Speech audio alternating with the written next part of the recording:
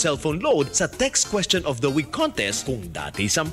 Ngayon, 1 dosena na. 1 taon na malusog na talakayan ang muli nating pagsasaluhan tuwing Sabado, alas 12:30 ng tanghali. Dito lang sa Radyo Mo sa Nutrisyon, Year 8. Patuloy ninyong mapapakinggan ang inyong paboritong host, ang Nina ng Nutrisyon, si Assistant Secretary of Health, Bernie Flores, at Rod Marcelino, hatid sa inyo ng National Nutrition Council. Sa nutrisyon, kabalikan sa kinabukasan, mula sa National Nutrition Council. Tamang impormasyon. PZXL News Break. Magandang umaga mga kasama at narito ang mga balita sa oras na ito. Media dapat pairali ng konsensya sa paghahatid ng balita ayon kay Pangulong Rodrigo Duterte at ang detalye mula kay Radyoman Deo de Guzman. DZXL Report. Umapila si Pangulong Rodrigo Duterte sa mga mamamahayag na gamitin din ang konsensya sa paghahatid ng balita. Ito ang sinabi ni Pangulong Duterte matapos ang mga banat sa kanya ng Inquirer at Rappler. Ayon kay Pangulong Duterte, dapat ay gumawa muna ng malalimang research o pag-aaral ang mga mamamahayag bago magsulat o gumawa ng anumang balita o akusasyon. Partikular na pinupunto ni Pangulong Duterte ay ang balita na lumabas kung saan sinasabi na nakikialam umano si Special Assistant to the President Secretary Bongo sa transaksyon ng Department of National Defense kaugnay sa pagkuha nito ng computer system para sa mga barko ng Philippine Navy. Binigyan din ng Pangulo na dapat ay isipin munang mabuti ng media ang pamilya ng mga opisyal ng pamahalaan bago akusahan ng mga ito, lalo na kung wala namang basihan at katotohanan ang mga ibinibintang sa mga ito. Kasama mo sa Palasyo ng Malacanang, Radyo Mandeo de Guzman ng DZXL 558, Tatak RMN. Sanofi at DOH hindi pa rin ligtas sa pananagutan kahit i-refund ang pondo ng Dengvaxia. At para sa detalye, mapapakinggan natin si Radyoman Conde Batak. DZXL Report.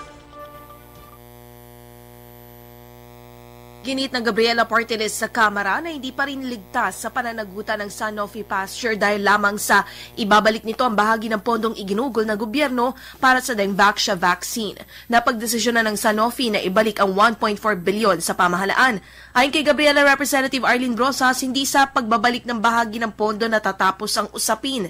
Sinabi ng kongresista na kahit buong pondo na 3.5 bilyon ang isauli ng Sanofi ay hindi ito dapat palusutin, gayon din ang mga opisyal ng pamahalaan na nasa likod ng railroading para mabakunahan ng anti-dengue vaccine ang mga estudyante. Ang pagbabalik-anya ng pondo ay hindi magbibigay ng hustisya sa mga kabataang naturukan ng nasabing bakuna at sa mga magulang na namatayan ng anak. Dagdag ni Brosas, ang mas kailangan ngayon ng mga magulang at mga anak na apektado ng ibinakuna na Dengvaxia vaccine ay libreng access sa pagpapa-ospital, laboratory at iba pang medical services sakaling kakitaan ng komplikasyon ng mga kabataang nabakunahan nito. Mas malaking tulong anya kung aaksyon ang gobyerno para kumpletuhin ang mga pangangailangan para sa libreng medical services para sa mga nabakunahan ng Dengvaxia. Kasama mo sa Kamara, Radyoman Conde Batak ng DZXL 558, Tatak RMN.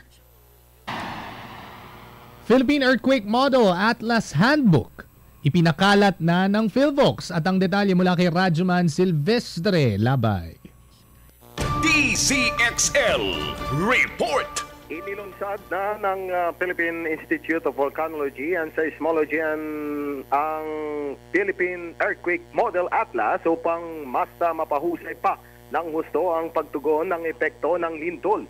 Ito ay isang handbook ng probabilistic seismic hazard map na maaaring makatulong sa mga inhinyero sa paggawa ng disenyo ng mga gusali at istruktura na kayang sabayan ang lakas ng lindol.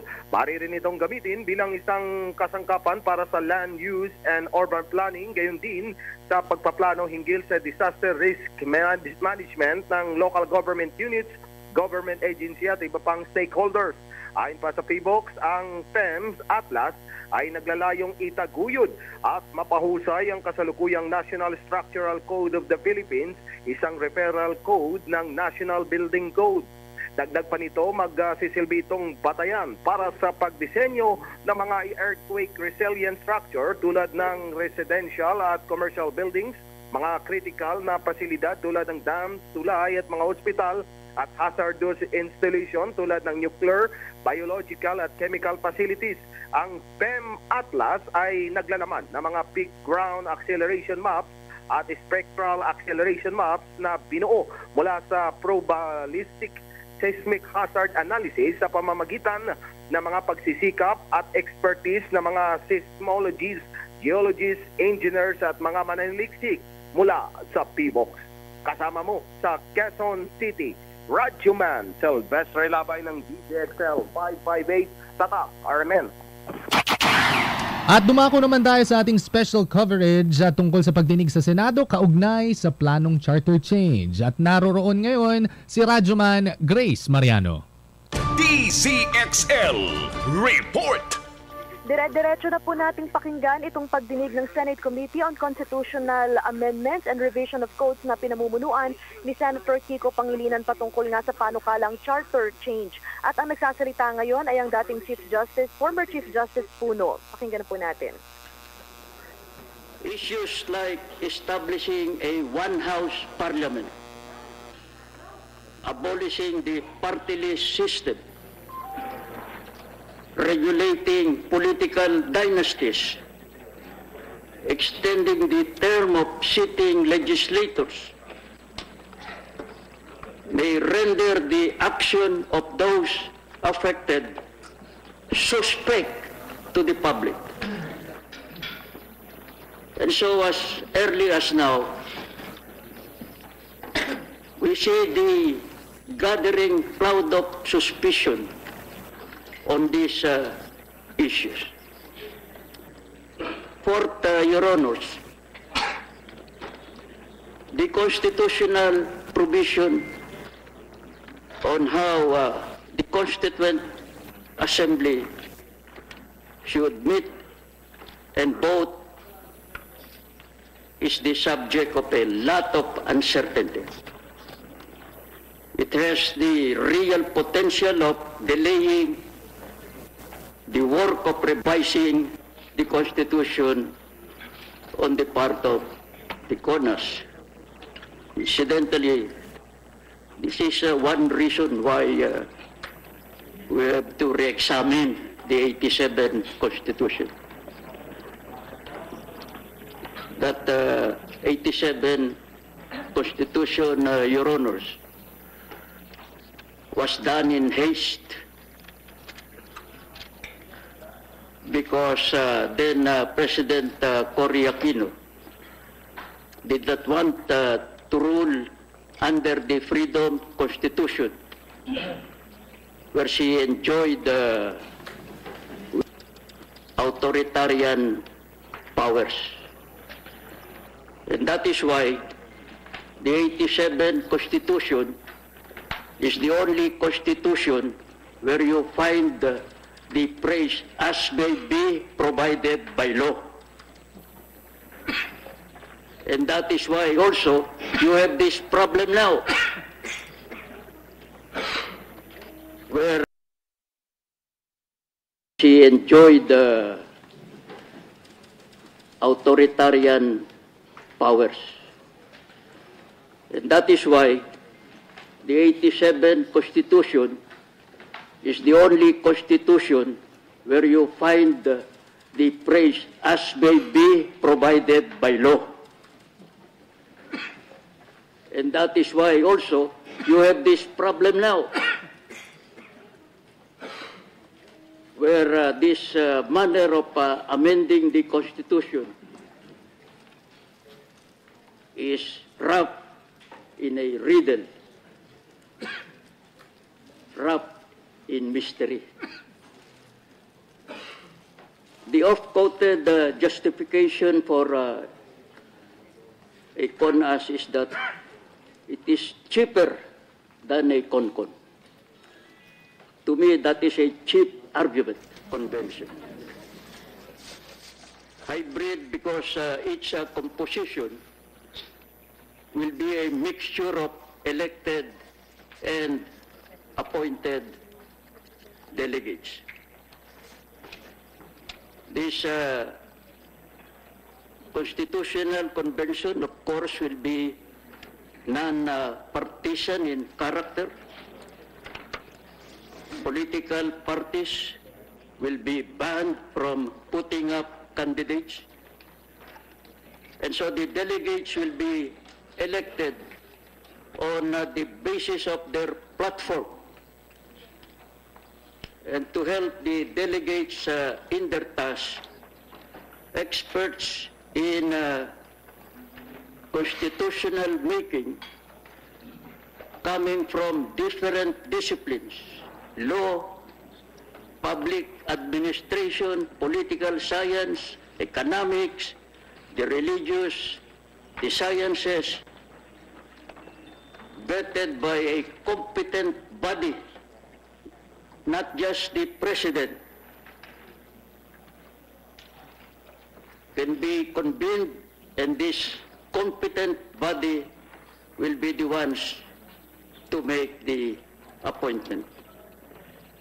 These experts have to be impressed to this service, for more probably than not, they will not run for any public office for various justifiable reasons.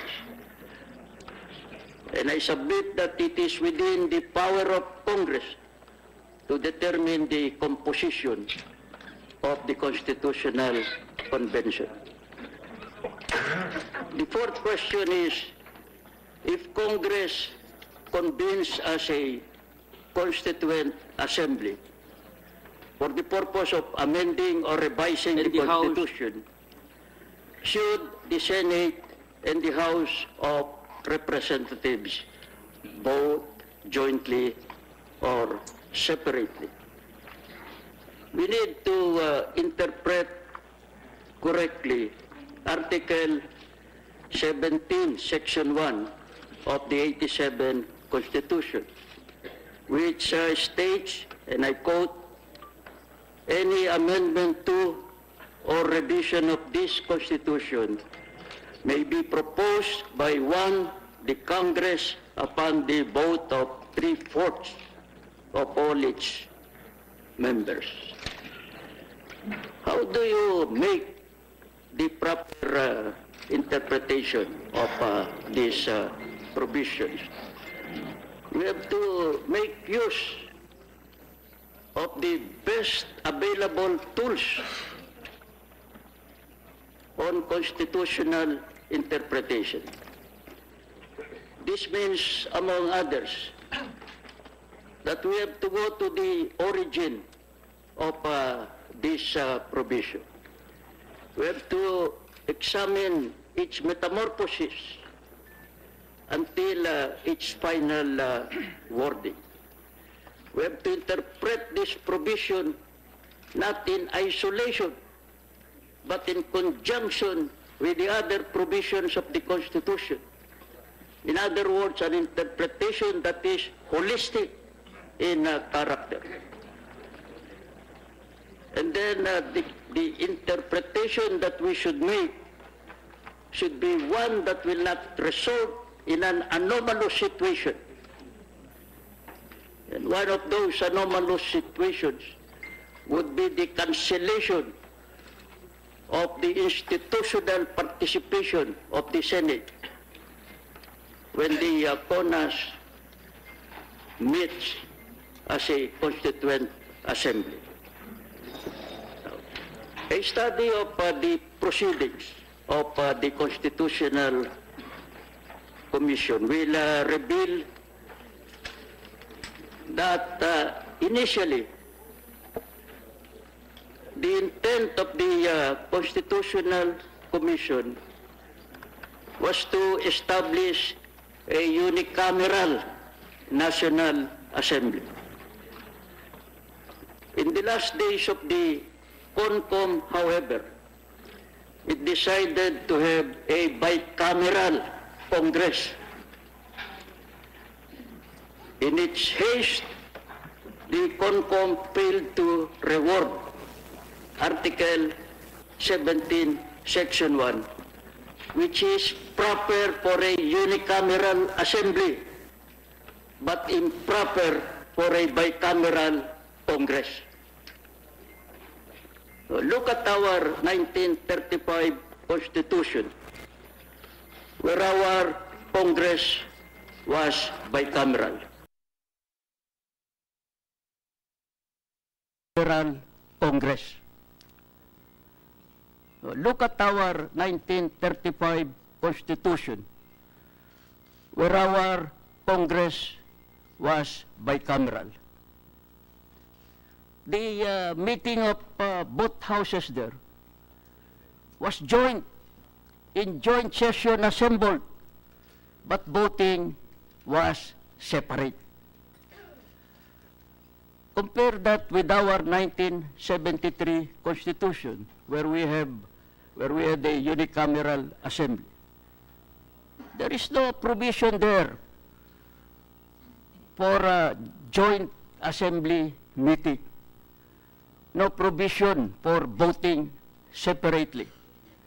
Because you do not have two houses. What is only provided for is the number of the required votes.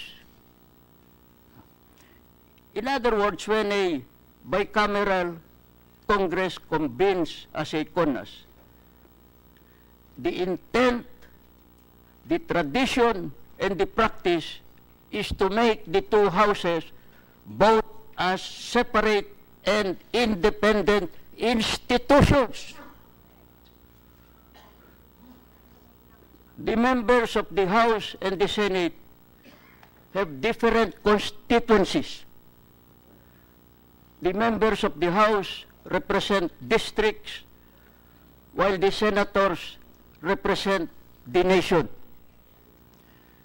They have different perspectives, and these perspectives are to be reflected institutionally. The House as one institution and the Senate as another institution. And as institutions, they are equal. We will destroy this institutional equality if we interpret Article 17, Section 1 to mean that the House and the Senate shall vote together and not separately. The numerical superiority of the House will simply overwhelm the Senate. You look at the other provisions of the Constitution, where the Senate is required to vote separately as an institution. You can find this in Article 6, Section 23, to declare the existence of a state of war. You can find this also in Article 7, Section 9, to confirm the President's nomination of a Vice President whenever there is a vacancy in the office. You can find this also in Article 7, Section 4, where there is canvassing of the votes for President and Vice President. You can find this also in Article 7, Section 11, where they have to decide conflicting claims of the President and his cabinet as to the fitness of the President to discharge the powers of the presidency. In all these instances, voting on the part of the Senate separately as an institution is provided. And so, and yet, it is clear that in these situations, the task that is being done by the Senate is arguably less important, less in significance, less in magnitude than when it is taking the job of amending or revising the Constitution. In other words, the desideratum of preserving the institutional independence of the Senate is much more when the Senate is engaged in the task of revising or amending the Constitution. The next question is, can Congress pass a resolution limiting the power of the Constituent Assembly or the CONCON, or are their powers plenary? My submission, Your Honors, is that Congress cannot pass a resolution limiting the constituent power of the CONAS or the CONCON to amend or revise the Constitution. The CONAS or the CONCON owe their creation and their powers from the Constitution. And hence, the exercise of their constituent powers can only be limited by the Constitution. It cannot be limited by Congress in the exercise of its law-making powers. There are three theories on the status of a CONCON. The first is the theory of conventional sovereignty. According to this theory, the CONCON is supreme over the other departments of government because the powers it exercises are in the nature of sovereign powers. That is one theory. The second theory considers the CONCON, on the other hand, as inferior to the other departments of government because it is merely a creation of the legislature. There is the third school of thought. And this theory holds that as long as the CONCON exists and confines itself within the sphere of its jurisdiction, the CONCON is independent of and co-equal with the other departments of government. We follow this third school of thought as held in Mabanag versus Lopez Bito, 73 Philippines 1. Like the other departments of government, therefore the CONCON is limited only by the Constitution. For instance, its work must be submitted to the people for ratification. The vote is majority, and the votes must be cast in a plebiscite called for that purpose. The time frame for the plebiscite must be followed, not earlier than 60 days nor later than 90 days. But there are also views, and this includes Chief Justice Roberto Concepcion, that a CONCON cannot violate generally accepted principles of international law, or what is known as jus cogens.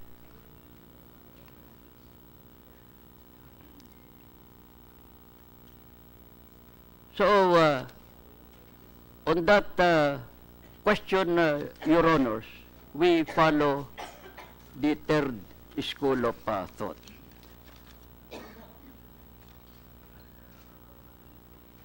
The other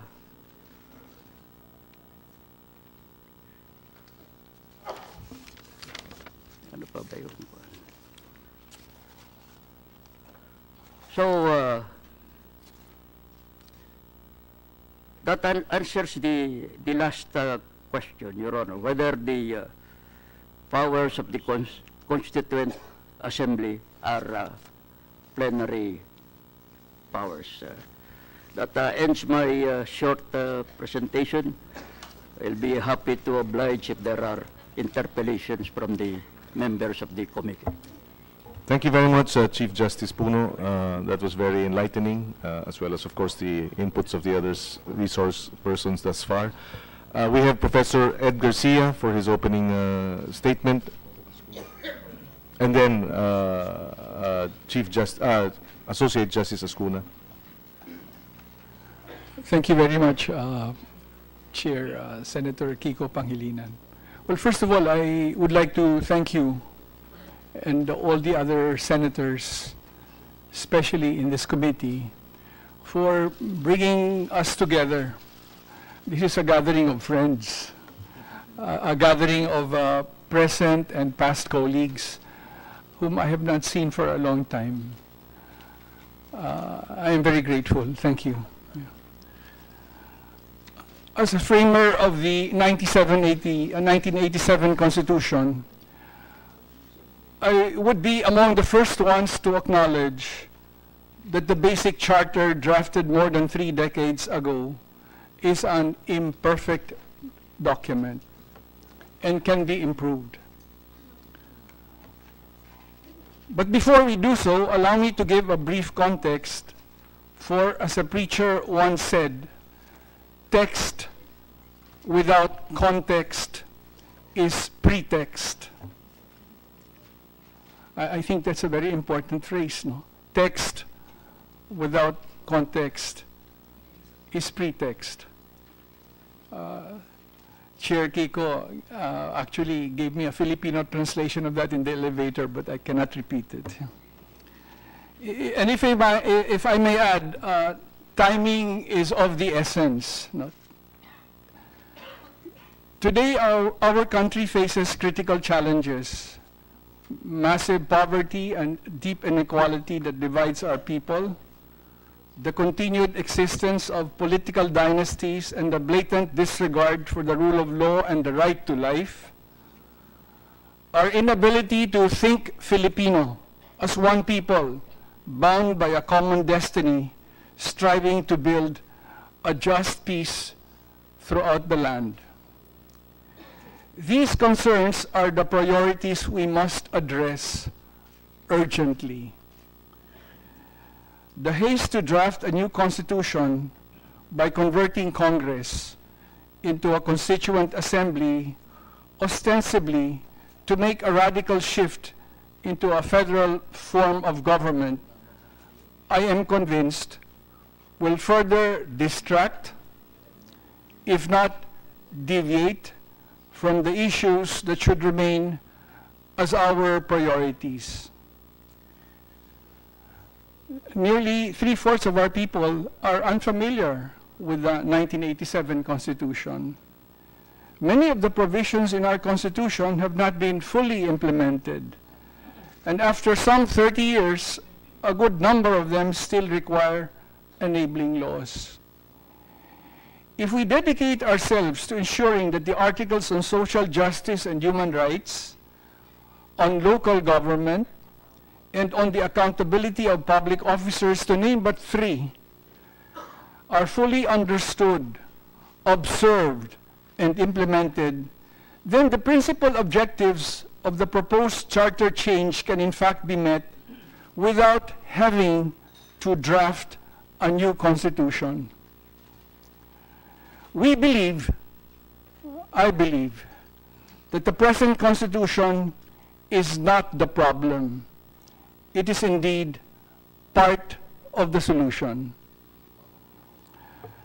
Do we need to shift to federalism to address the concentration of political and economic power now in the hands of urban-based decision makers, particularly those in the National Capital Region?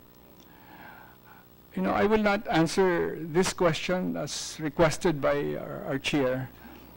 I will simply say that the Constitution, in particular Article 10 on local government, specifically sections 5, 7, and 13, already provides a lot of space, a lot of scope to in fact meet the demands of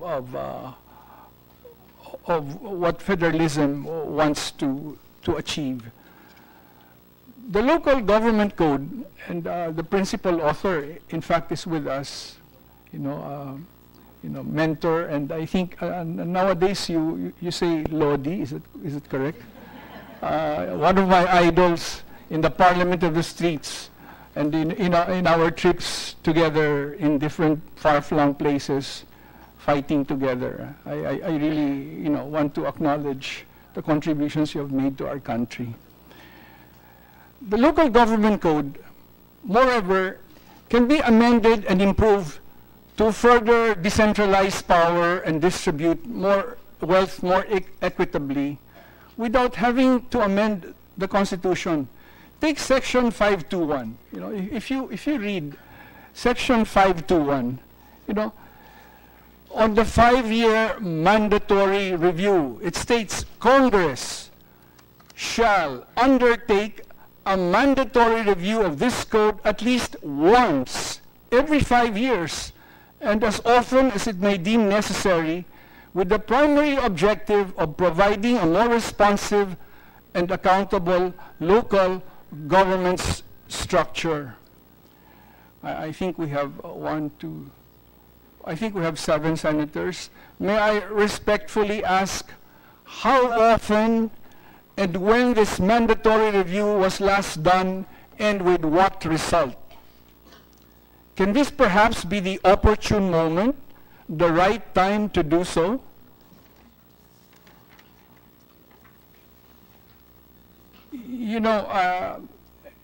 Just this morning, may I please?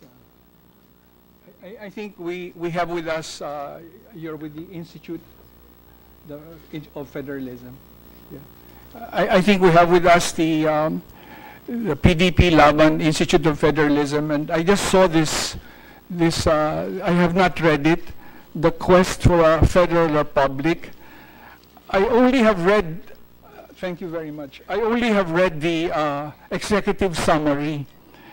And in fact, my whole question, I have a one-page critique, with all due respect. In fact, the title of my critique is Why Put the Cart Before the Horse? Because in their document, it says the transition must be slow, deliberate, and purposeful. It must ensure the capability and readiness of the regional local governments to write a regional and local government code, to organize the regional commissions, to have a regional organic act. And so my question is this: why not first prepare the ground and then implement? Prepare the people, the policies, and the institution. And for example, it speaks of fiscal reform, the importance of fiscal reform. It speaks of political, electoral, and other reforms. And therefore, my question is, why not deal with the preparation? Why not prepare fully, comprehensively, so that when it is time to move on to a federal system, to change the Constitution at some time or other, then we are fully prepared, not rush. And so, allow me to end by raising the issue of trust in the process and the issue of the transition period to a federal system. I am certain that you are aware of the concerns of our people, and I do not wish to belabor the fact. If we trust the process, we will trust the outcome. What the country needs most at this time is to deepen our democracy, make our economy more just and inclusive, and ensure that the basic rights of all are respected and a just peace prevails in the land. A new constitution is not the answer, much less through a process such as a constituent assembly. Federalism, not at this time. A new constitution, not now. Thank you. Thank you very much.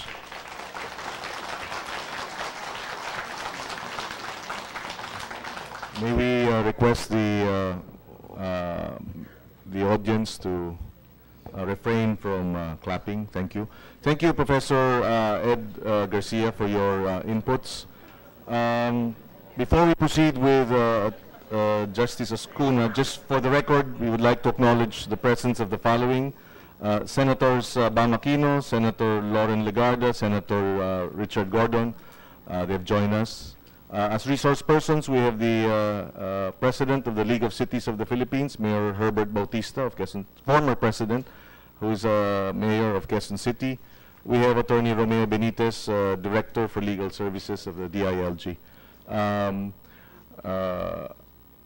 We now have Justice Oscuna. You have the floor for your opening statement. Thank you. Thank you, Mr. Chairman. Your Honors, I'd like to open first by considering the present Constitution. We are going to revise this Constitution. We might as well know what it is.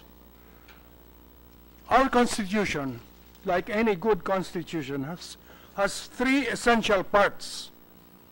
What I call the Constitution of Liberty, which is the Bill of Rights, the Constitution of Government, which are the provisions that deal with the structure of our government, in our case, presidential, and the Constitution of Sovereignty, a portion that is essential but not very well known, and that is the portion of the Constitution that provides for how the Constitution itself may be changed. In other words, Article 17 here. That is one of the three essential parts. It is very important. In our case, we are now wrestling with the meaning of Article 17. The present Constitution is the longest running Constitution of the Philippines unamended. Not a single comma has been changed. Why? There have been attempts to amend it. They all failed. Why? Because of Article 17. Is Article 17, therefore, a catch-22 situation that prevents the 1987 Constitution from being amended? I don't think so. Article 17, let me explain how it came about. When we were framing the present Constitution, Justice Davide, Chief Justice Davide and I were chairman and vice chairman, respectively, of the Legislative Power Committee. Our committee voted by one vote for a unicameral legislative body. It was, in fact, a tie, and our chairman, Davide, had to break it after drinking a glass of water, and he voted for unicameral. So we submitted a draft to the plenary of an Article 6 that contained only one chamber, called National Assembly. When we presented our draft for voting in the plenary, we lost by one vote. One vote, because Feli Aquino voted for a bicameral, convinced by a very moving speech by Bernie Villegas, who said that there is a need for a body that will look at the forest and another that will look at the trees. And the forest and the trees won by one vote. And so I sat down. I was directed by our president, Cecilia Munoz Palma, to rewrite Article 6 in order to reflect a bicameral Congress. And I did. In 3 hours, I wrote Article 6 and submitted it for approval. It was approved. Why did I not rewrite Article 17? That's not my committee. That was the committee of Sensing Suarez, Commissioner Sensing Suarez. It was up to him to revise it or not. Why did he not revise it? I don't know. Maybe he was a die-hard unicameralist. Now, is it now hopeless? Can we not therefore amend it? Of course not. There's always the Supreme Court. Whenever you frame a law, no matter how brilliant you are, there will come a time, what they call, that the law meets an unprovided case. No matter how clear the provision is, the facts will come when it will have to be interpreted. Why? Because it is an unprovided case, not foreseen by the framers of the Constitution, because we are imperfect. So there is a mechanism for what we call opening the texture of the law.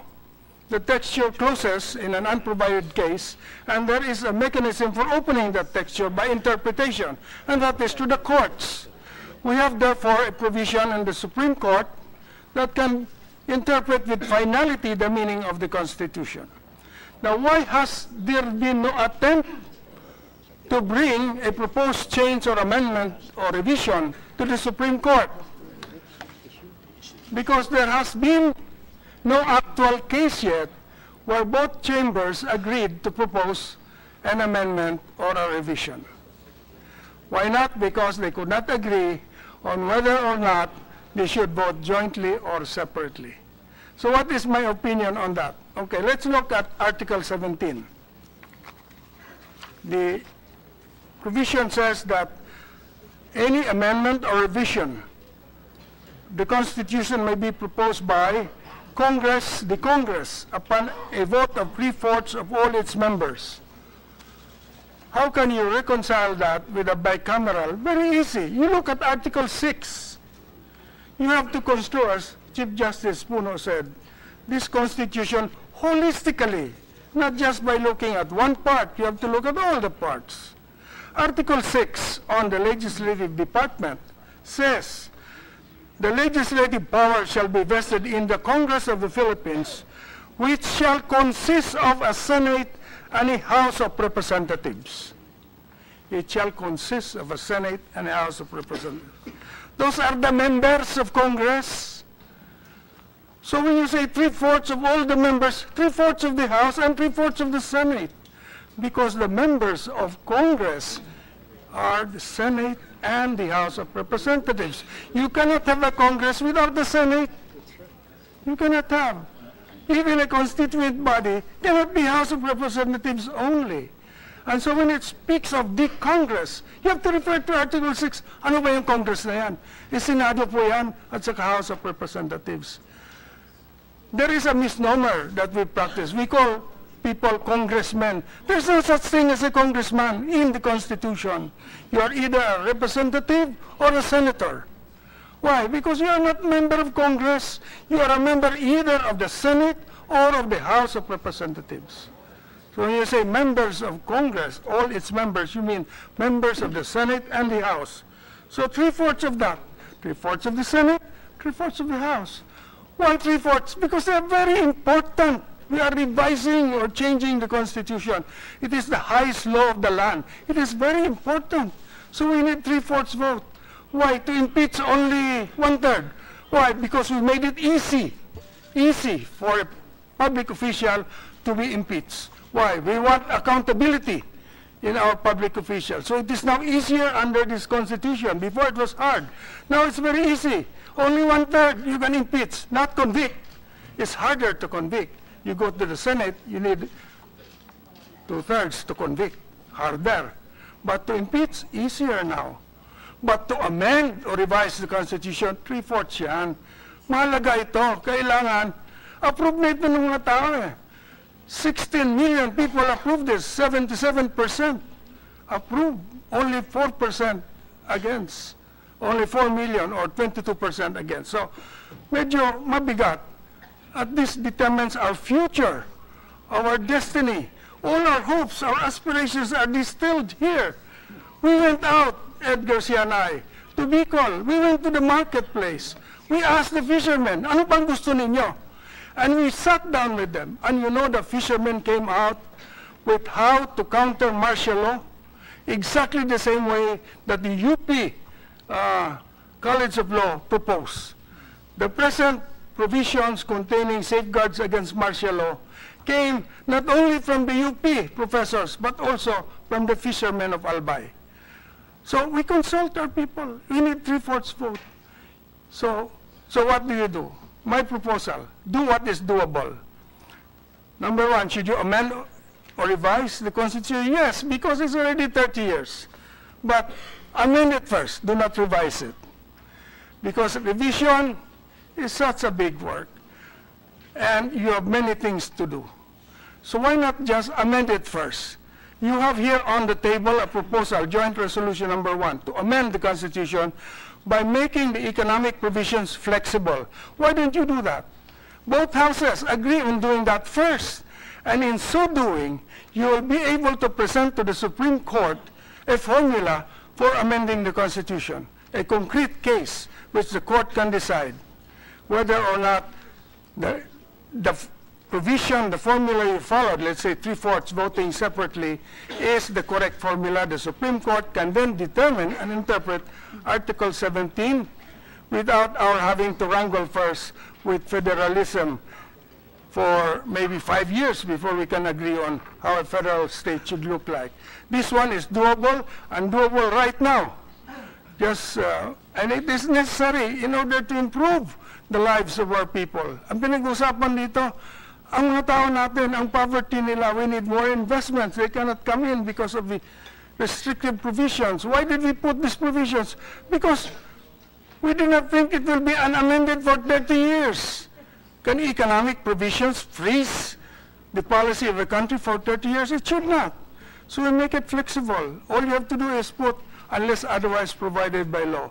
Leave it to Congress, only the economic provisions, to be changeable. Salamat po. Maraming salamat, Justice Ascuna. After hearing several of our resource persons giving their opening statements, and considering that there are several others in the panel who were also invited and will be providing us inputs, there is a request that we first allow some of the senators to raise questions, and without prejudice to any member of the panel who may wish to answer or respond may also raise their hands, and the chair will acknowledge the other resource persons. If that is okay, we will go by way of order of appearance. We will now allow, before that, earlier Justice Ascuna mentioned that they went to the people. We would just like to place on record that this hearing is actually being, there is a live streaming of this hearing on the internet, and therefore Twitter, Facebook, Reddit, and other social media platforms are being utilized so that these hearings are disseminated as far and as wide as possible. That is for the record. And so we will now proceed. The order of appearance, we will give each senator 7 minutes to raise their questions for the first round. Senator Lacson, you have the floor.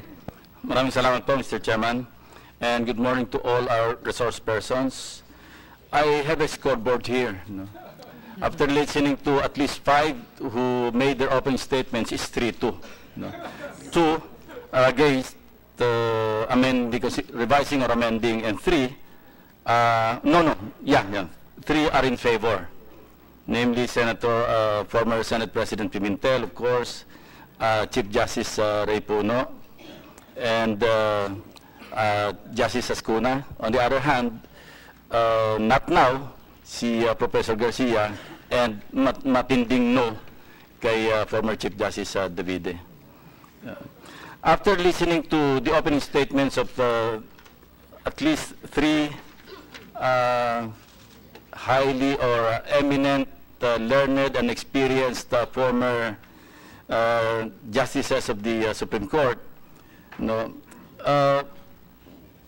I was just wishing that the congressmen who were strongly batting for a joint voting, or voting jointly, were listening kanina para mahinaan na sila ng loob at huwag na ipagpatuloy, ipagpilitan na hindi kami dapat ay voting separately. Having said that, assuming that we need to amend the Constitution, ang question ko is on the mode of amending or revising the Constitution. There are 3 modes, but of course the third one we'll not discuss anymore kasi people's initiative, impracticable kasi wala naman talagang legislation in that regard. So we'll just choose between the 2. And my first question is, between the 2, what are the advantages of one over the other? In terms of, alisin ko na yung cost, Chief Justice Puno, sabi niyo masyadong cheap. So in terms of practicality, in terms of comprehensiveness, and most importantly, what good would it bring to the Filipino people? So I'd like to hear from our resource persons, not limited to those who have spoken earlier, but I'd like to address that question to any of our resource persons. Ano po ba yung mga advantages of one over the other? Meaning, CONAS over CONCON or CONCON over CONAS. Maraming salamat po. I'd like to address that first to my good old friend Sal Panelo.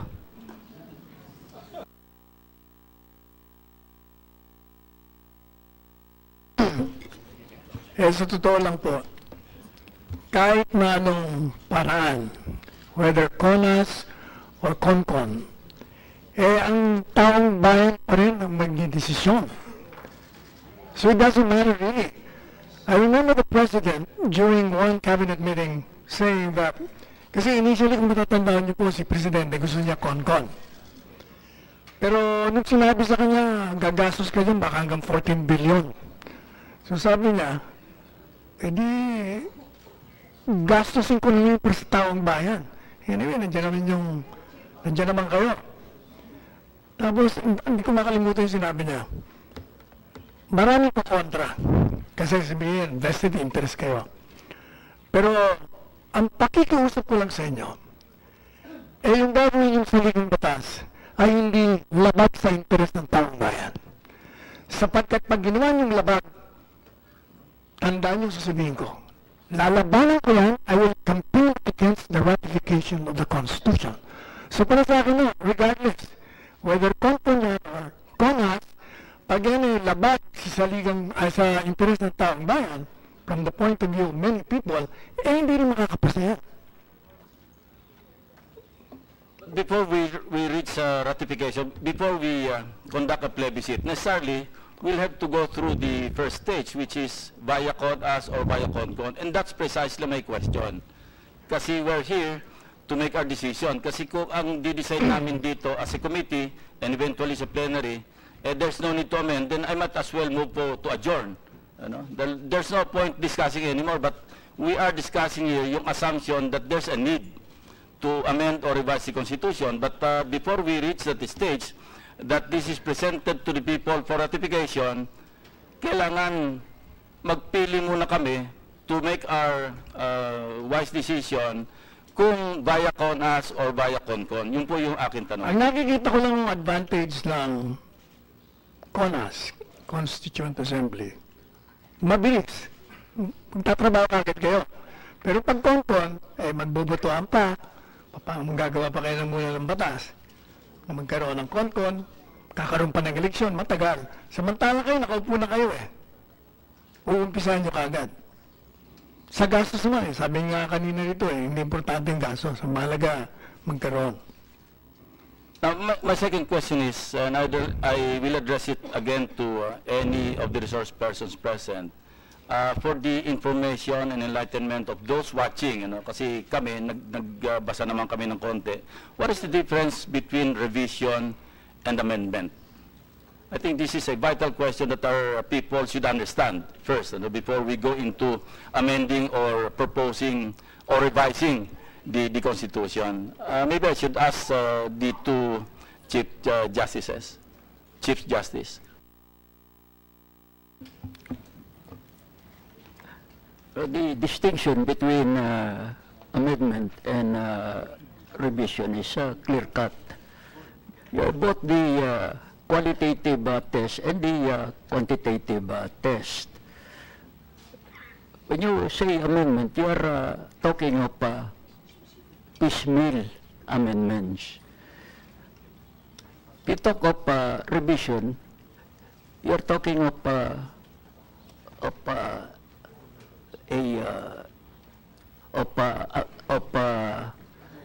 amendments that go to several provisions of the Constitution. That is, that is why I refer to the quantitative test. You also have the qualitative test. You look at the significance of the amendments, the changes that will be proposed. if the changes are very important, they go to the essence of the policies and the other important parts of the Constitution, then you need a revision.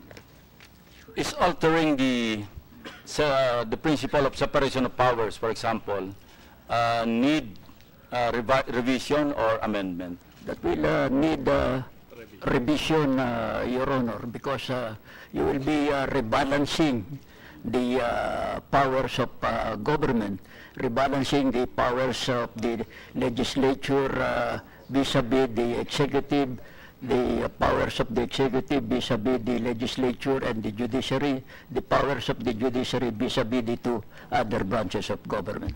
Thank you, sir. Before Mr. Chairman, before I recognize Chief Justice Davide, si Professor Lavinia would like to say something about the first question that I posited earlier. Yes, please proceed, Dean Tony. Thank you, Chair. I actually speak from my point of view as a constitutional law professor as well as a legal history professor. I filed after my master, Justice Vivi Mendoza taught me my basic constitutional law, that to change the Constitution and to do it right, you must actually follow the right procedure that is acceptable to the people and that makes the people participate as extensively as possible. And in that sense, a constitutional convention is always superior over other forms. But I agree with Chief Justice Puno that you can have a hybrid of fewer elected representatives with a few appointed ones to do it right.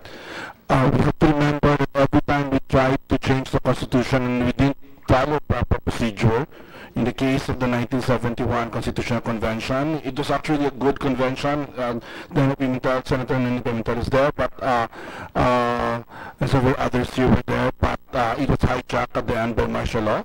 The Parity Rights Amendment was a Constituent Assembly. That's an example, actually, of a Constituent Assembly decision, but it was also hijacked by denying seats to the Democratic Alliance representatives. And so every time we do that, the next few years we're confused, we're fighting.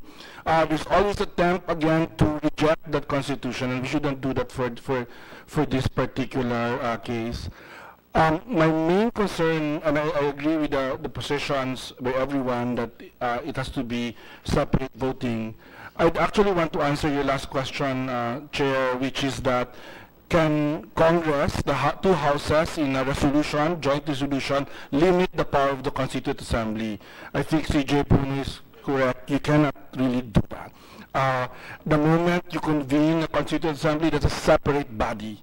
And so that body can make decisions, and you might even have an agreement, a written agreement with the Senate, with the House, that it's voting jointly. But if they decide to change that agreement, they can decide to send this to the COMELEC, whatever is approved.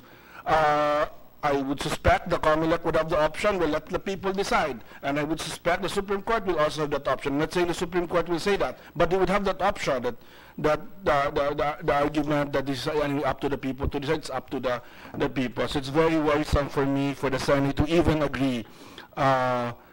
One way of doing this might be the approach of Justice Escuna, that you might actually try a few amendments and test it.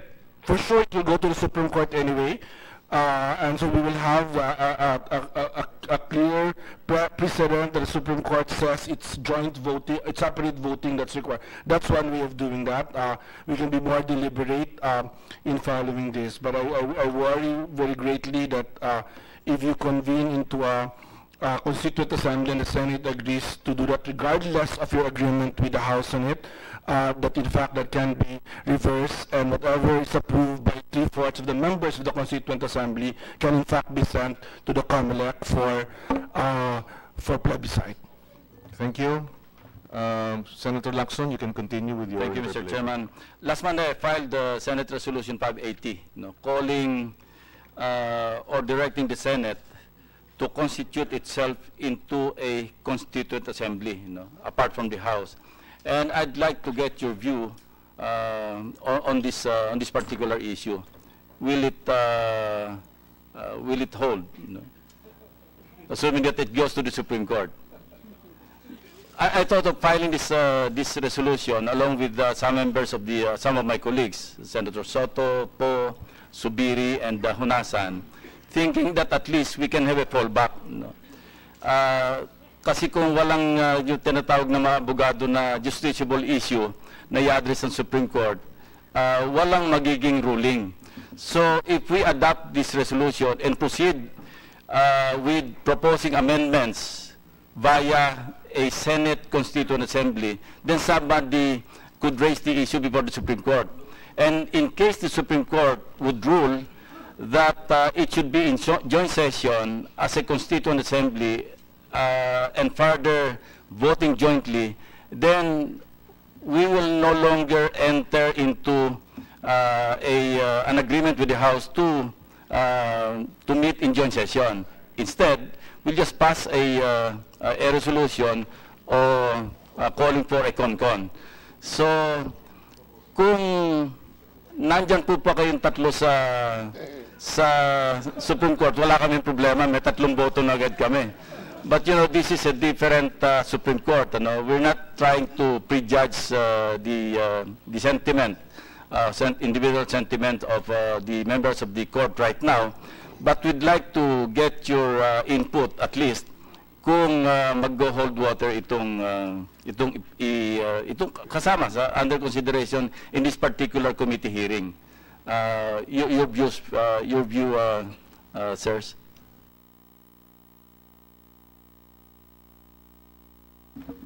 I will start first, no longer as a sitting member of the court. But I would like to commend and congratulate you for filing that resolution.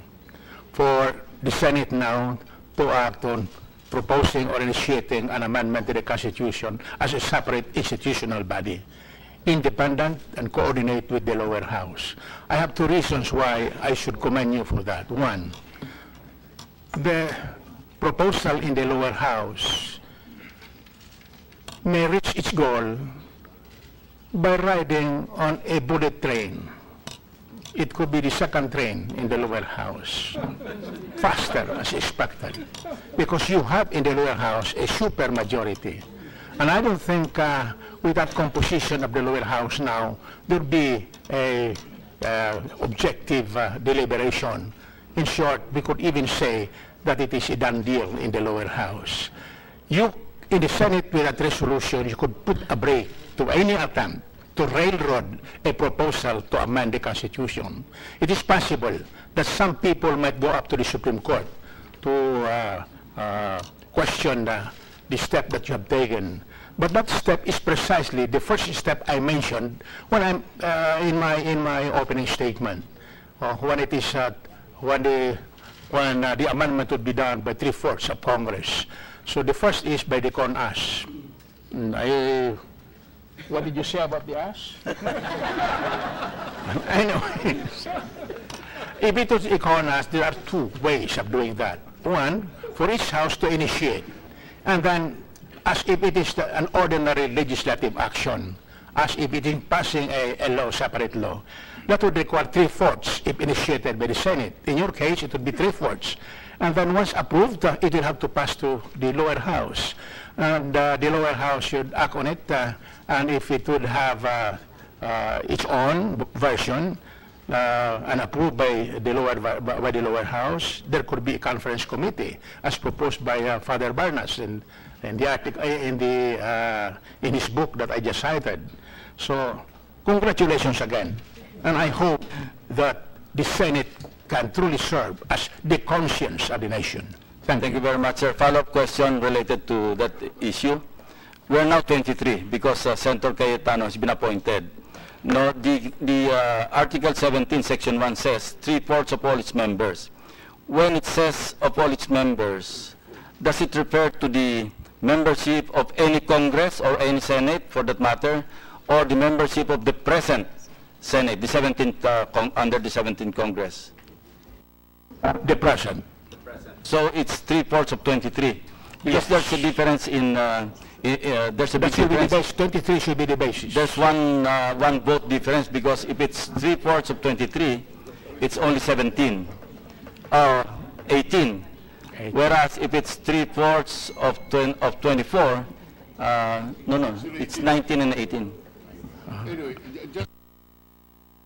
just with the permission of Senator Lacson, for the record, Mr. Chairman, the Senate has always interpreted the phrase all senators to be 24, regardless of the number. In other words, when we elect the Senate President, majority of all the senators have been interpreted to mean 24 senators, and therefore the majority is 13.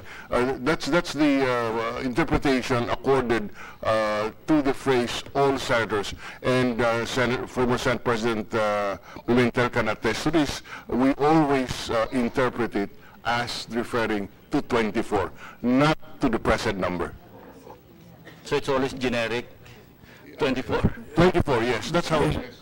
Senator Mr. Chairman, how can I disagree with an incumbent member of the Senate? I can disagree with former justices, but incidentally, in this regard, I believe really that the number should be 24 because the Constitution may be amended at any given time. And so the basis of the requirement of the number of senators to be considered should be the composition that is defined by law. So that at any given time you can have, you may revise the Constitution, but based on the number of the senators as provided by the Constitution. Chief Justice Puno, sir, about on Reso 580. Well, first, may I also address this issue of which number to use, 24 or the present number.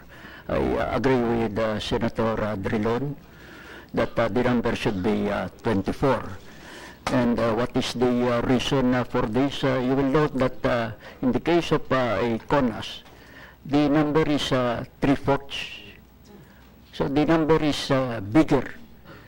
The number required makes it more difficult for the CONAS to amend or revise the Constitution.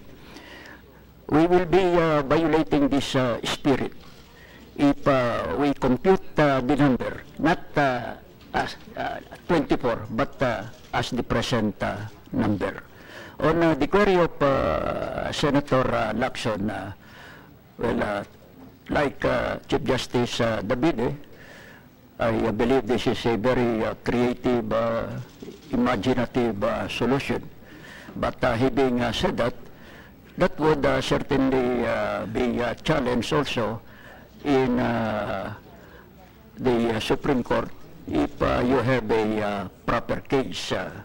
But I like to suggest that if it is really the position of the Senate that the proper mode of amending or revising the present Constitution is not through CONAS, the Senate should simply say no to this call for a Constituent Assembly. If the Senate says no, gives justifiable reasons or whatever reasons for the consumption of the public, then that is it. That decision of the Senate cannot be brought to the Supreme Court because that is a political decision that will pose a political question that is beyond the jurisdiction of the Supreme Court. Thank you, sir. Justice, by the way, without your permission, sir, Justice Ascona, I used you as one of my references in my resolution. So, your view, sir? Welcome. Yes, I agree that with Chief Justice Puno that it should be the full membership, 24, because it's the harder. And as I said, we try to make it harder to amend the Constitution. How about the Resolution 580, constituting the Senate into a Constituent Assembly? That is all right, provided that the whole process will involve both houses, no? Both Senate and the House. because it is both the Senate and the House that can propose amendments. Supposing you pass this resolution, but the House doesn't do anything, wala rin, because it will be a proposal by the Senate only, not by Congress. It should be Congress, as I said, and that means Senate and House of Representatives. Well understood. Professor Garcia, please, since you are a former member of the 1987, one of the framers of the 87 Constitution. On Res 580 that I filed, which is under consideration in this committee hearing. Yeah, I actually agree with what former Chief Justice Davides said earlier, which is there's a done deal. We're facing a done deal. And therefore, I think the creative proposal that you have made at least allows that the bullet train be stopped on its tracks, that people rethink, what we're doing, especially because I feel that what this entire process will kind of launch is a distraction, a deviation from our urgent priorities. And the urgent priorities are very clear, as I think all of us recognize. And time is of the essence, that we have to deal with, with the most urgent, the whole situation of mass poverty and inequality, the peace process, especially in Mindanao, the peace processes with the insurgents in the rest of the country, and the whole political and governance issues and the human rights questions. These are major priorities. And if we dedicate ourselves to many other issues, then I'm afraid that we will lose a lot of very valuable time, sir. Yeah. That will be my last question for now, to give the other members of this committee their chance to propound their questions. Thank you, Mr. Chairman. Thank you, Senator Lacson. Senator Legarda wishes to just make a manifestation on the matter of the vote of 3/4. Thank you. Please proceed. Yes, thank you, Mr. Chairman. In reference to the question of Senator Lacson on the number of votes needed, while it may not have direct parity, because I'm referring to the Committee on Foreign Relations, but in previous Congresses and in the Congress now, in the concurrence and the ratification of our treaties, we use 24, regardless of whether a member has resigned. When President Aquino was a senator, he had resigned, we had ratified treaties, I chaired the Committee on Foreign Relations, and it was based on 24. Okay. When Senator Alan Cayetano resigned, just the ILO convention that we ratified was based on 24. So, but that's Mr. Chairman, can we follow the procedure that you have outlined? Yes. The senators will speak in accordance with the time that they arrived. Yes, simply a manifestation I wanted to share with the committee. we'll do so. Thank you for the manifestation. Before we proceed, the next interpellator will be Senator Ontiveros, but we would like to place on record and acknowledge the presence of the following: the Majority Leader, Senator Soto, Senator J.V. Ejercito is also here, and Senator Nancy Binay. Okay, with that, we now proceed with Senator Ontiveros for your questions. Please proceed. Thank you, Mr. Chairman. And just a quick request at the start, may it be reiterated and put on record that no less than two former Chief Justices and no less than the founder of PDP Laban, and a former Senate President, said that the best mode to change the Constitution, if at all, is through a constitutional convention. So to my first question, Mr. Chairman, to the former members of the 1986 Constitutional Commission, Professor Ed, of course, CJ Davide, former Justice Ascuna, and former Commissioner Flor Bray, it seems that para sa aming mga bata pa noon, o para sa inyong mga mas bata pa noon, how would you characterize the debates then and the deliberations on the proposed constitutional provisions? And with that as a backdrop, what limitations or what dynamics might be anticipated under a Congress kung hindi mapigil nung resolution led here in the Senate by Senator Ping, yung CONAS? What limitations might be anticipated under a Congress dominated by the allies of the President? So ano po yung comparison na maibibigay ninyo noon at yung posibleng ngayon?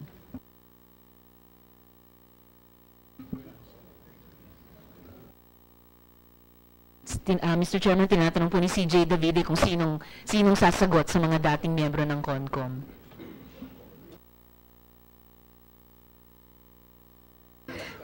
Salamat po. Your Honor, while the CONCOM of 1986 lasted only for about 6 months, yet our deliberations were so extensive. As a matter of fact, we used to meet even on Sunday. The voting of the final draft was even done on a Sunday. So you could consider how much time had been given by the 49. In the end, it was only 48. And very thorough discussion on all the issues. Reflective of all these discussions should be the 3 or 4 volume record of the Constitutional Commission of 1986. So sometimes it was emotional, as a matter of fact, but purely it was exceptionally deliberative, objective discussion of all the issues, considering the demand of the people now after we have just restored democracy. Salamat po, CJ Davide. And if you would care to answer the second part of my question, at kaya ko po ina-appreciate yung sinabi nyo that the deliberations of the 1986 CONCOM, which gave birth to the 1987 Constitution, were exceptionally deliberative and participatory. Dahil in recent memory, kaya ako may agam-agam at pagtutol talaga sa CONAS dahil halimbawa sa nakitang pag-aproba at pag-extend pa halimbawa ng martial law sa Mindanao, and I do not foresee na kung ipilit ang CONAS dito sa napaka-importanting issue ng constitutional amendment or even revision na magkakaroon ng isang kasing deliberative, kasing participatory, as thorough, as deep, and as high-quality deliberations as of the CONCOM before. So if you would care to compare and contrast kung ano po yung ginanap nyo noon at ano yung posibleng mangyayari kung CONAS dominated ng mga kaalyado ni Presidente. I will try to expand a little bit. The members of the Constitutional Commission of 1986 were chosen not taking into account their political attachments or loyalties. And so they were free, actually, to discuss on all depending matters. Many of them were already quite old.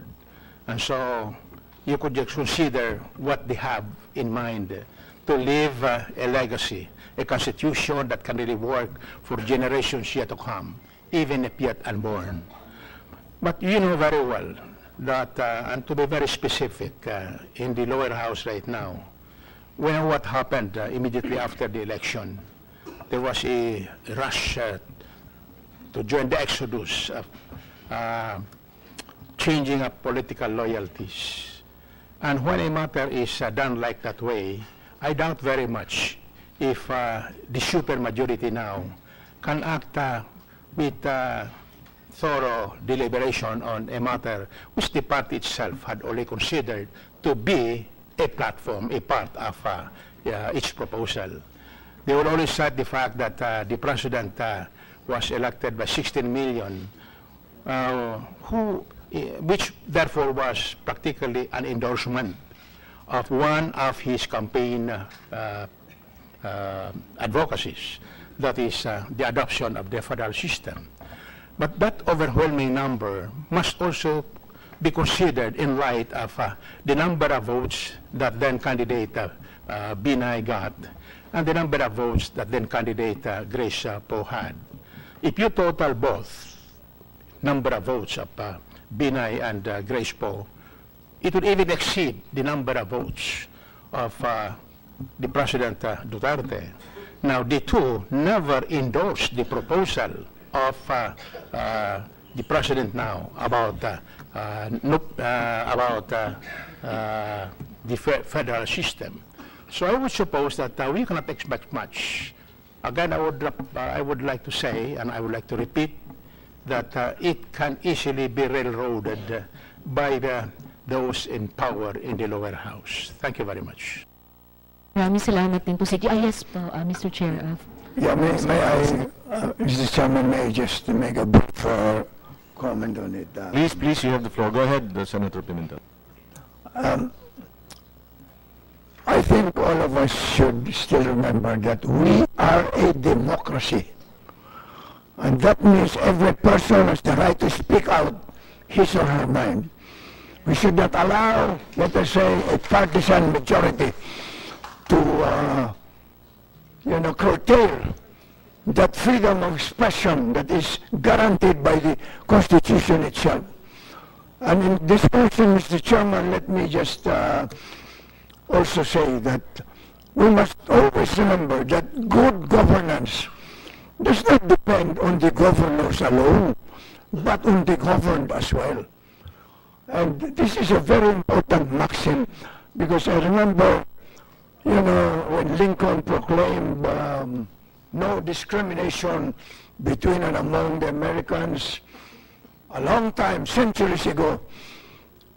It was not until the 1960s, my dear friends, that a woman by the name of Rosa Parks, who was an ordinary black worker lady in Alabama. And when she was going to work, she would usually take up a bus. But in Alabama at that time, if you are black, you sit at the back, not in front. And then one day, Rosa Parks, a not so educated woman, actually a working woman, a black woman at that, decided, I am an American, therefore I'm entitled to the right and the liberties of all Americans. And so she decided to sit in front of the bus. And you know what happened, Mr. Chairman? She was thrown out of the bus, harassed, manhandled, etc. But a few years later, Lyndon Johnson signed the Civil Rights Act of the United States of America, all because one person stood up for the rights. And that is what I would like to stress here, Madam Senator, that I know I've been there before, like you, in the Senate, and so difficult to be a minority. But regardless of whether you are a minority or not, keep on fighting, because that is what the people expect you to do. Do not allow, let us say, the dominant voice. I'm sorry to have to refer to this. You refer to me as the father of the local government, the father of PDP Laban. I'd like to suggest that you don't use that word father of this and that, because my wife knows we only have 6 children. And then I said that we now have, but kidding aside, the thing is that we must never allow any supermajority to trample upon our rights to speak out. And that also goes even for the members of the majority. I think if you feel that there's something wrong with us, with what is being advocated, speak out, because the people expect that of you. Thank you. Salamat po, Kani. Feel na feel po talaga namin sa minority yung sinabi niyong hindi madali, but yes, we will continue fighting. And na-appreciate ko po yung sinabi niyo kanina na dapat magsalita, lalo na't habang may pagkakataon pa tayong magsalita. And I'd like to, if the chairman's clock will still leave me time in a while, I'd like to return to another of your... Senator yes, Mr. I think Secretary Sitoy of the PLN Yes, would like to respond to your earlier question. Please proceed with the permission of Senator. Thank you, Mr. Chair.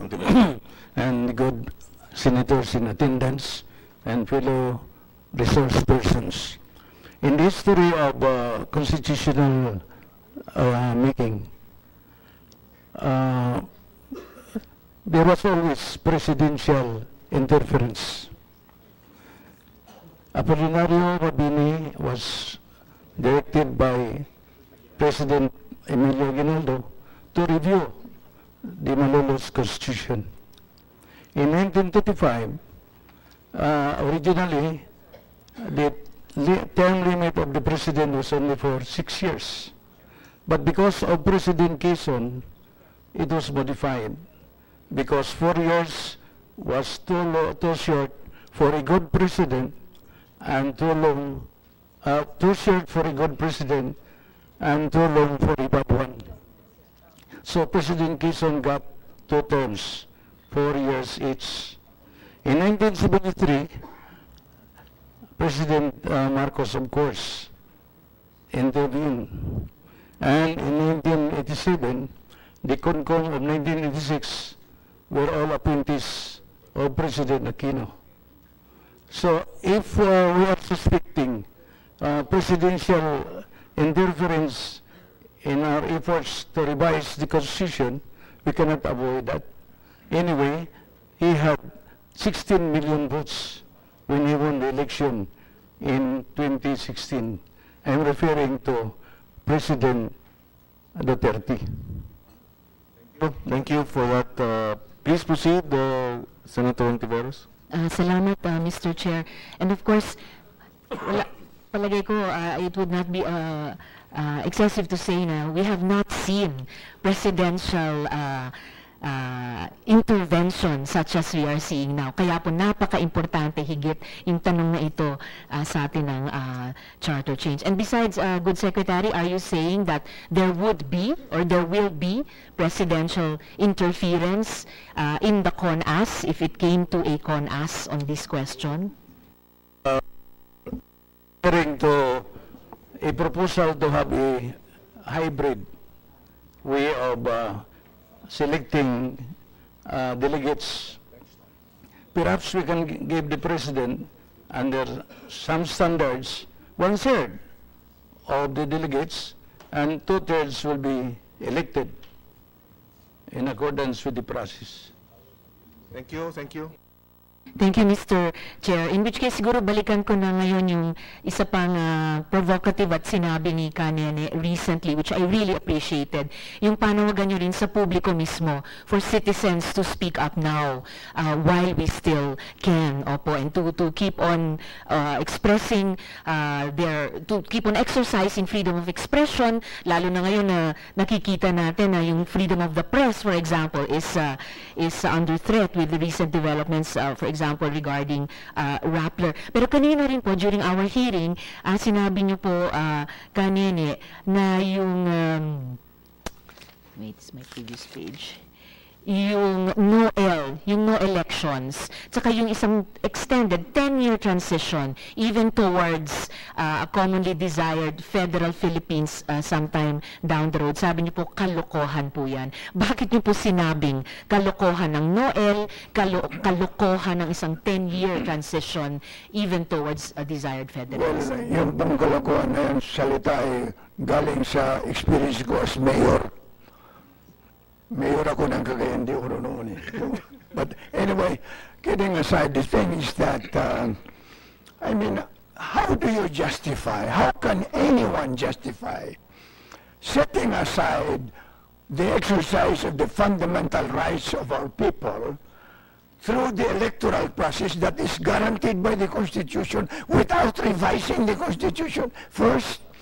And let it not be said that, sige, let us, anong pangalan, adopt the federal system, pero no election muna. Oh my goodness, I mean, as I tried to say before you, the end does not justify the means. Hindi po pwede na sabihin mo yun just to achieve a good, supposedly a good purpose. Otherwise, even the good intention will be submerged in a mess of well, a lot of nonsense that are being advocated these days. And so, my dear friends, what I am trying to say is, while we are still free, speak out. Kailan ka magsalita kung hindi na pwede? Might as well do it now. And minsan hindi ko maiwasan. I'm only 84 now, Mr. Chairman, but I remember during the Marcos years, I was arrested 4 times lang naman, but, you know, all because I tried to speak out. But it was worth it I might say, because eventually we regain our freedoms. And let us not set aside those freedoms, or because we have an objective to, adopt the federal system, therefore, ang mga karapatang pang-tao, set aside mo lang muna. No, sir. That should never be allowed by our people, because that is guaranteed by our Constitution. Salamat po, Please Kami. Yes, as you said po, and I'm sure all of us in this room share that spirit, it's always worth it. So, ipagpapatuloy po nating lahat iyan. Mr. Chair, still to the, moving now to the academicians who are among our resource persons here, perhaps Dean Ron and former Dean Tony. I'm sure you've studied different attempts, previous attempts, to change the charter under various presidencies. And binanggit din yata ni nung isang resource person natin kanina. How would you characterize this current attempt under the present administration? May pinagkaiba ba? May pinagkapareho ba sa mga naunang efforts ng mga previous administrations? Well, we still haven't seen it play out. Actually, it depends on what the Senate would do. I mean, so I would say I would not answer that particular question. I would say that we should look at the past and what happened in the past and learn from it. I mean, for me, yes, the president always got involved in some form or another, but as long as the bodies that were making the decision were given, the space to deliberate, to make decisions, the plebiscite was done properly, then constitutional change came about, sometimes controversially, but in the end people accepted it. The two instances that were not accepted is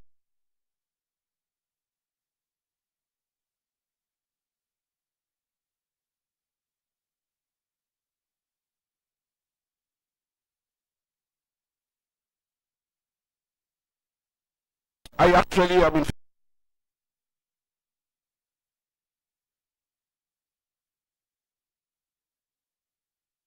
favor of constitutional change, also of some form of federalism, some form of regional government. As an environmental and natural resources person, I see that need every day as I go around, that the current levels of governance that we have do not really address many of the things that we have to deal with. But I think it's very important to do it properly in that deliberate way, and that's when it succeeds, when you're very deliberate about it and it's also seen as fair. So the issue for me of joint and separate voting is an issue also of fairness. It's an issue of a decision that the people made in 1987, that the Constitution will be amended in this particular way, and so I really hope that the Senate will not yield on that issue and maybe approach it through Senator Lacson's proposal that I think can be improved even further, to be sure that it's really manipulation proof. I mean, in terms of numbers, I mean, I use manipulation in the sense that the other party has a lot more numbers than you. Thank you. Thank you, Dean Tony. Would Dean Ronald, Mr. Chair, care to Yes, and this is your last question. Yes, thank you so much, Yes. Mr. Chairman. Please proceed, Dean Mendoza. Go ahead. You have the floor. Thank you, Mr. Chair. Thank you, Senator Ontiveros and colleagues. I have a prepared statement that I would like to share with the group. And first, I would like to thank many of the democracy fighters in the room who fought hard for us to be able to speak truth to power today, which is basically the main difference between today and the past. Dear Mr. Chair, thank you for the kind invitation extended to our researchers at the Ateneo School of Government. It is our pleasure to share some of our analysis and research findings to help enhance the evidence-based discussion of governance reforms in the country. Chief Justice Davide is right. While we have a very laudable constitution in some ways, yet many of its key features have not been properly implemented. And the Philippines, as our democratic project, is still an ongoing project. Now our people are asked to consider revisiting the bedrock institution on which our democracy is built on, the Philippine Constitution. I agree with Senator Ontiveros and Senator Pimentel that we are, as a people, must always aspire to improve our democracy. And Senator Pimentel is right. This must engage and unite our people in the process. The present situation, however, of a potential CONAS can be assessed in 3 words: conflict of interest.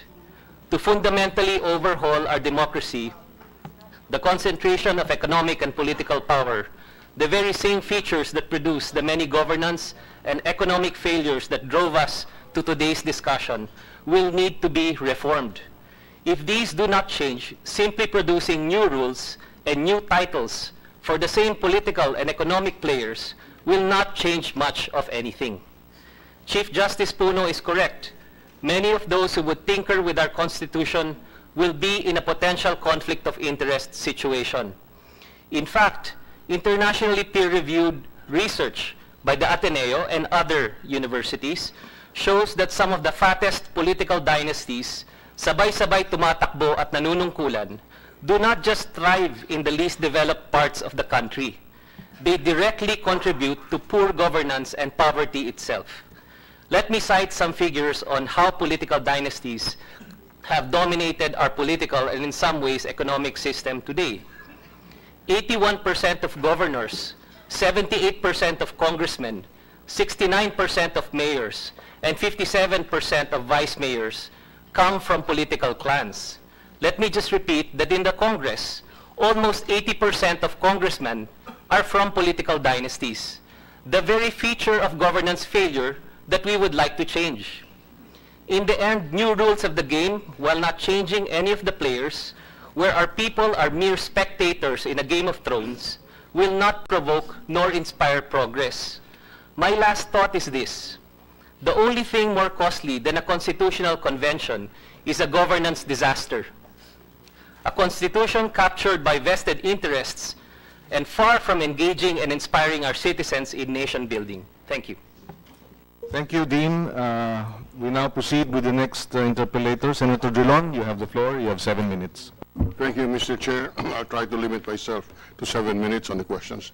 First, for the record, we note that while there is a split opinion on whether we should amend the Constitution today or not, some resource persons said we should maintain the present Constitution.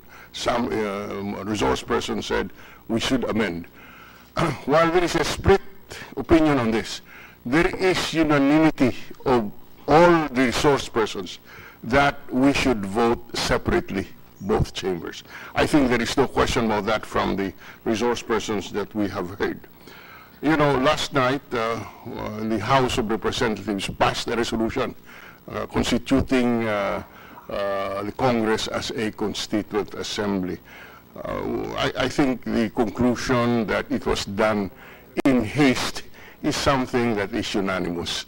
That is why I disagree with my good friend Nene Pimentel here when he said that we should stop calling it CONAS, because the impression is that it is done by ASES. Mr. Pimentel, you might not believe this, but that's how people think of politicians today.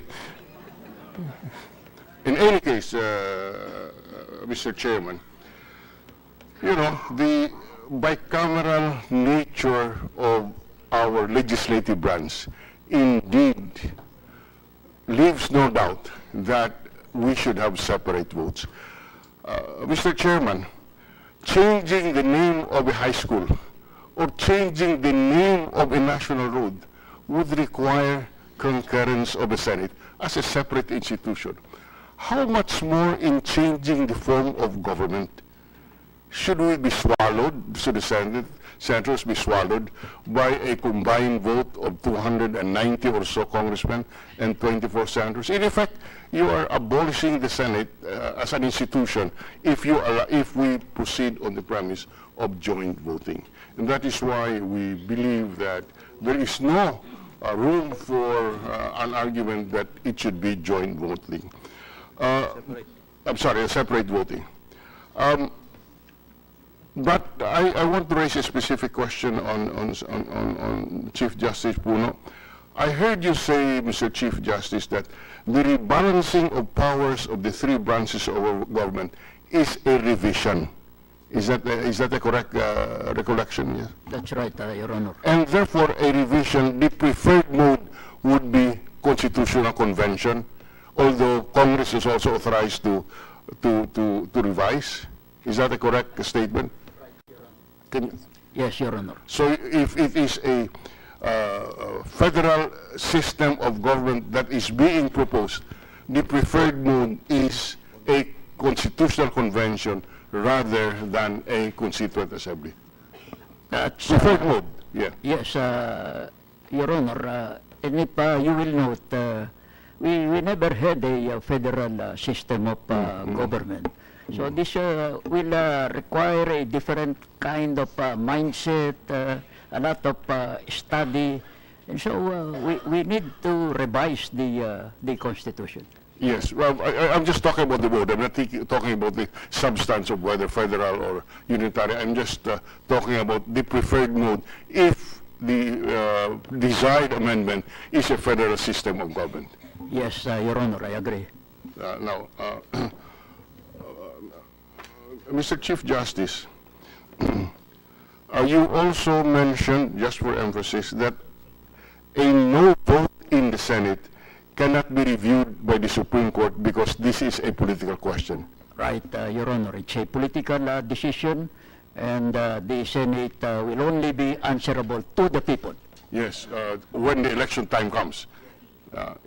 Now, so that if we do not act on this resolution of the House, if the Senate does not act on the resolution of the House, no question can be raised in the Supreme Court. I believe so, Your Honor. Because it is a political decision of the Senate not to act on the resolution of the House calling for a CONAS. That's right, Your Honor. Now, in fact, if the Senate pushes or decides on a CONCON, a constitutional convention, and the House, as they have done last night, would prefer a constituent assembly, this issue cannot be brought to the Supreme Court because this is an exercise of the discretionary powers of both houses of Congress. I agree, Your Honor. Okay, now, also, and this is addressed to all of us, we must not forget that while the Supreme Court is supreme in interpreting the Constitution, we are co-equal branches. We have our own powers, we have our own interpretation, and certainly we have our own power not to agree to any CONAS, Constituent Assembly of mode, especially if it's a joint voting, or whatever mode, or not to amend the Constitution at all. And just for emphasis, the good learned Chief Justice has stated that this cannot be raised in the Supreme Court.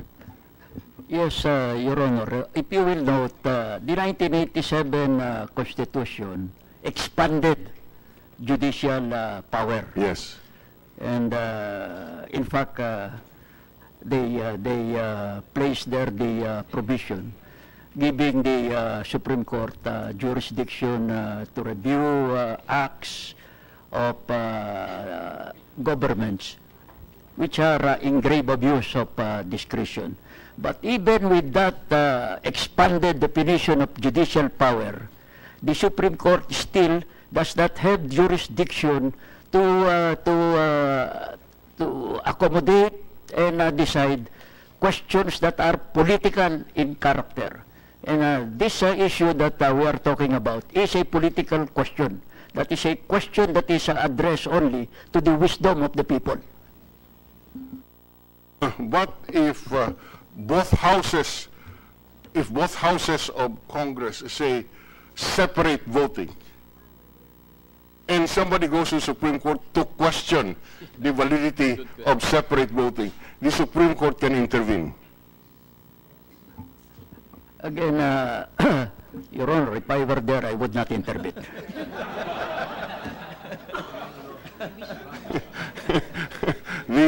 Because it is still a political question. That's for the record, Chief Justice. Is that your view? Yes. Yes.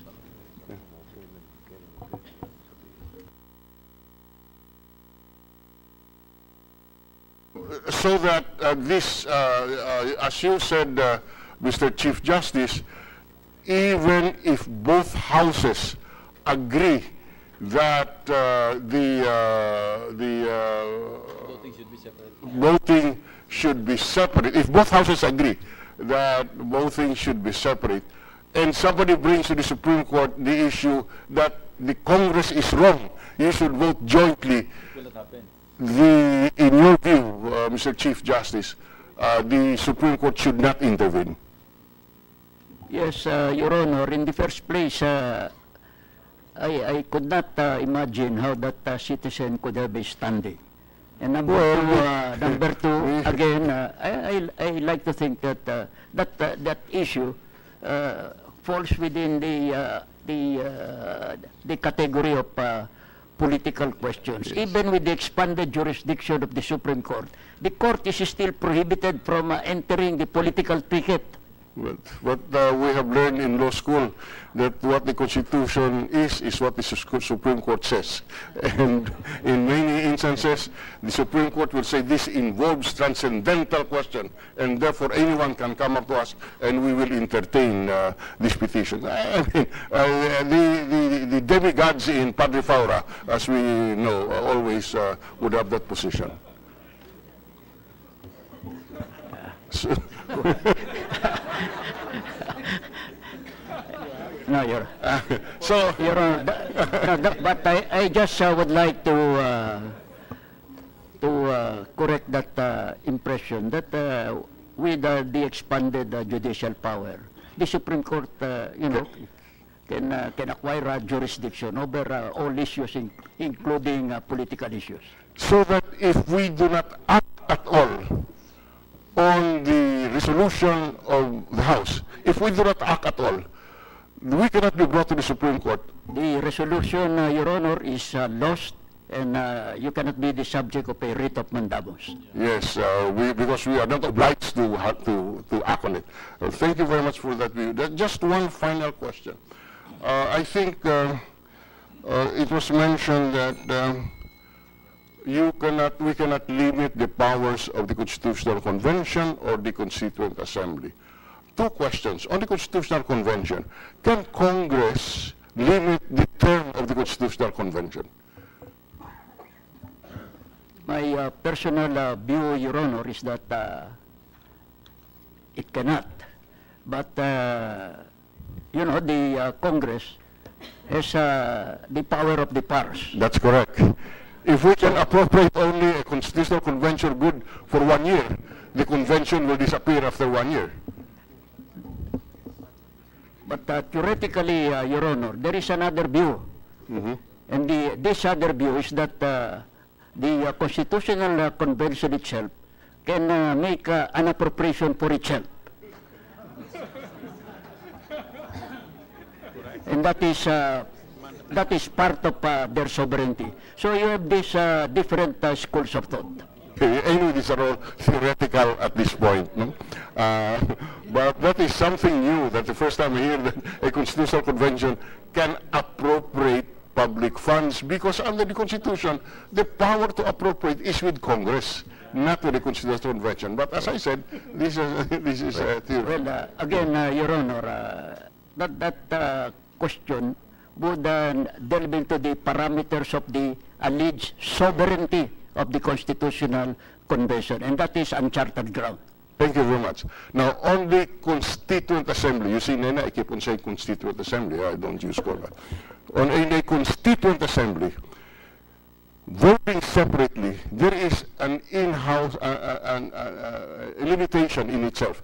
Because in voting separately, and we present the amendments one subject per resolution, you can in effect limit the powers of the CONAS, of the Constituent Assembly, by just proposing specific amendments and not acting on all the amendments that are proposed. Would that be feasible, Mr. Chief Justice?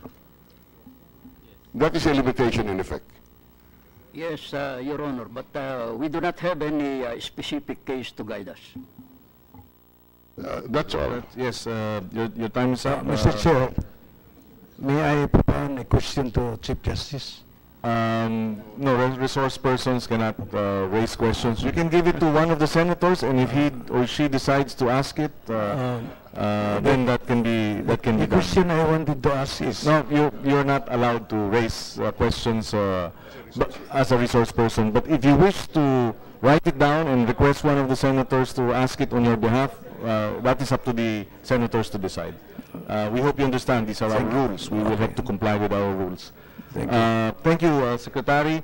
We now have Senator Gatchalian. You have your 7 minutes. Your time starts now. You have the floor. Morning, everyone. Morning to our resource persons. I've been listening intently to the discussions, and it's really very interesting times, especially to all of us, no?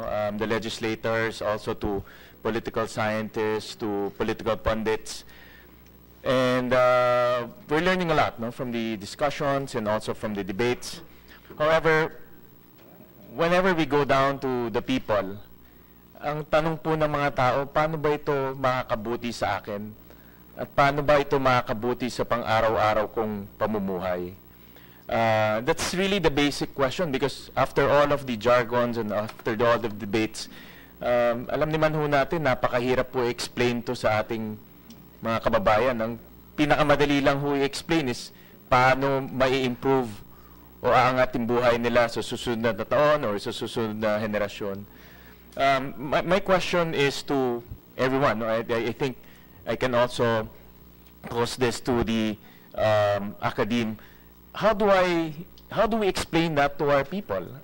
Paano ho natin na-explain yan sa ating mga kababayan na with this change in our Constitution, yung kanilang buhay magbabago? I know it's very simplistic. I know this question might be oversimplistic, but are there any empirical studies where we can answer this question and give this answer to our constituents? I want to pose this to everyone, to maybe to the academe and also to our legal experts. Senator Pimentel, you have the floor.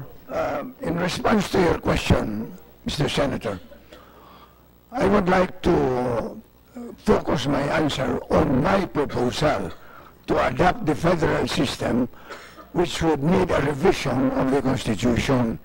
But as you pointed out, supposing we do that, then what good will that transmit to our people if we adopt the federal system?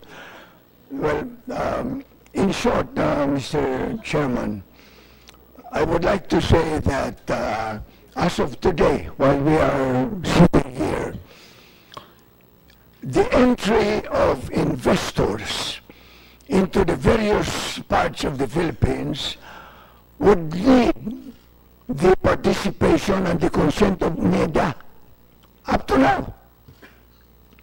Whereas if you adopt the federal system, then the federal states would be empowered to invite investors to come their way, locate themselves in specific areas within the territory of that federal state, and provide employment for the people, which I think is one of the basic problems confronting this nation today.